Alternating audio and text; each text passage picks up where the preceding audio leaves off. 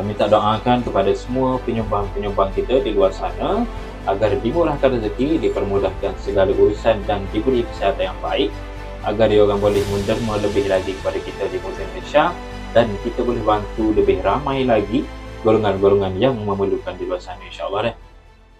Saya pengurusi JKKP Teluk Mesir dan Kapur Budi, Kubai Badak, 3 mungkin semua. Saya ucapkan terima kasih kepada Muslim Malaysia sudi memberi infak kotak makanan kepada 3 mungkin ini.